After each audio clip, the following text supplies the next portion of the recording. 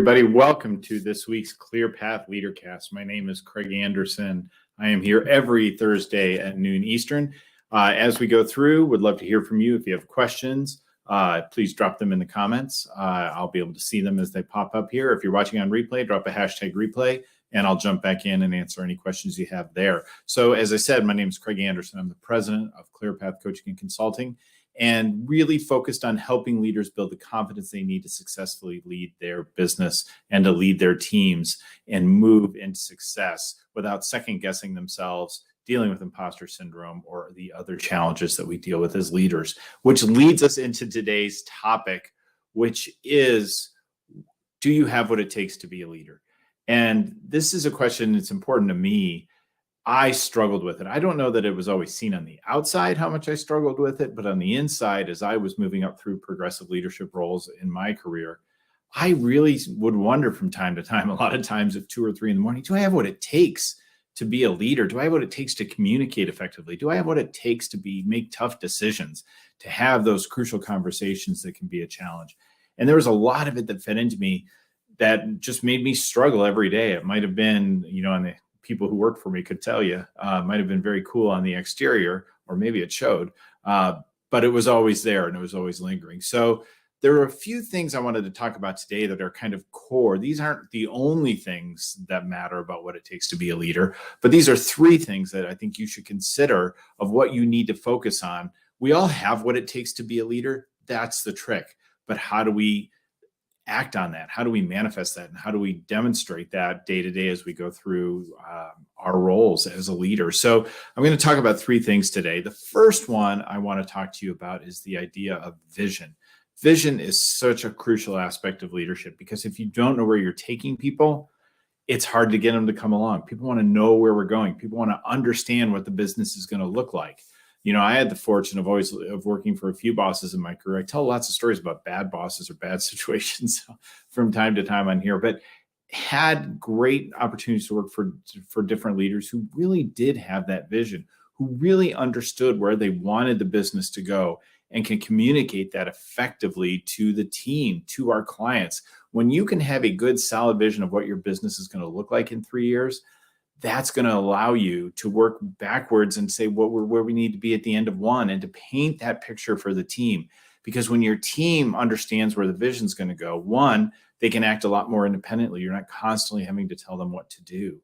They are going to be more engaged because they will see how their job aligns with that vision.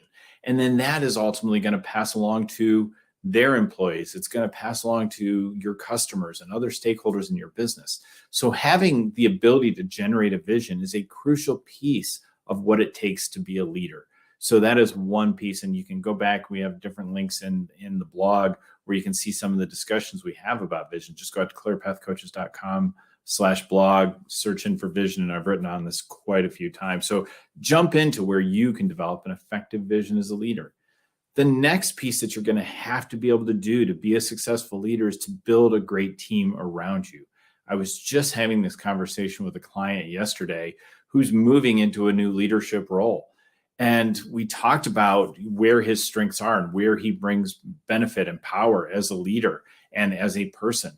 But also, as you look at yourself and have a really good self-awareness of where you are as a leader and understanding your strengths and being really honest with yourself about that, that also begins to inform to you not only roles you have to fill on the team. I need a VP of this, I need a VP of that, a director of that on your leadership team, but also the kinds of skills and talents and thoughts. Like I do a lot of work with Core Values Index to help with team building, to really understand how I need to build the team. I'm very strong as an innovator in Core Values Index, but that means I need builders, I need merchants, I need bankers around me to help execute more effectively than I do, or focus on the team. I can build a team, but how do I really focus on the people?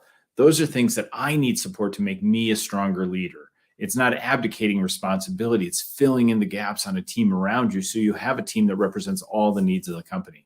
So if you ever want to talk more about that or any of the things I'm talking about today, jump in. You can see at the scroll at the bottom. I'd love to have a conversation with you. clearpathcoaches.com/intro call to set up a 15 to 30 minute discussion about where your challenges are as a leader. We can talk about Core Values Index. We can talk about creating vision. but building that great team around you that complements you where you need to be better and builds on, complements your weaknesses or maybe the areas where you're not as strong, not necessarily weaknesses. And then getting the right people in the right seats around you so that all aspects of the business are covered. So building that team, and that's also where vision is important, because that team needs to clearly understand that vision that you've got around you. And that's an important piece. So having the right team around you, I've had the benefit in my career of building really great teams around me that make the whole unit stronger. So that's an incredibly important piece as you go forward and understanding what it takes to be a leader. It takes vision. It takes the ability to build a great team around you.